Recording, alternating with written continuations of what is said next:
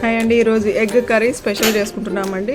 చూడండి, బాయిల్ చేసుకుంటున్నానండి. Egg salt వేసానండి. అందులో ఎగ్ కొంచెం వాటర్ వేసేసి ఆ తర్వాత ఆనియన్ కట్ చేసుకుంటున్నానండి. టమాటాలు కూడా కట్ చేసుకుంటున్నాను.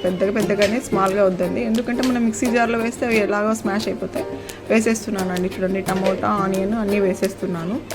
అవి వేసుకున్న తర్వాత అల్లం వెల్లుల్లి పేస్ట్ వేయాలండి.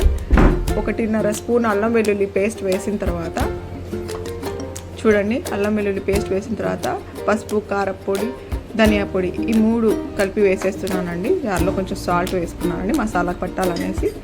ఆ తర్వాత కొంచెం వాటర్ తీసుకోవాలండి. వాటర్ తీసుకొని వేసుకొని దాన్ని మిక్సీ పట్టేస్తానండి. ఇప్పుడు మిక్సీ పట్టేస్తాను, కానీ ఇంకా కొంచెం మెదగలేదు, మళ్ళీ పెడుతున్నాను.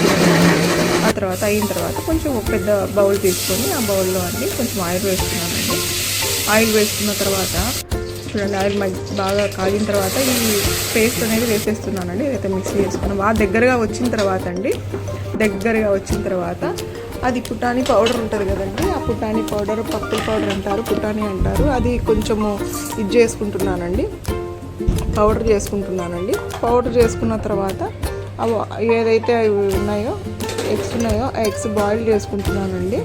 వాటర్ పోర్ చేసుకున్నాను. వాటర్ పోర్ చేసుకున్న తర్వాత చూడండి, ఆ తర్వాత కొంచెం పుటానీ పొడి మనం కొట్టుకున్నాం కదండి, అది వేసేసుకోవాలండి. పుటానీ పౌడర్ వేసుకున్న తర్వాత అయిపోయిందండి. పిల్లలకి రైస్ అండి అది పెట్టాను. చూడండి, దగ్గరగా వస్తుంది. స్పెషల్ అని ఎందుకనంటే అండి, చాలా గాఢగా దగ్గరగా గ్రేవీగా వస్తుందండి. అందుకనే పుటానీ పౌడర్ వేస్తాం. చాలా టేస్ట్గా ఉండండి, ట్రై చేయండి.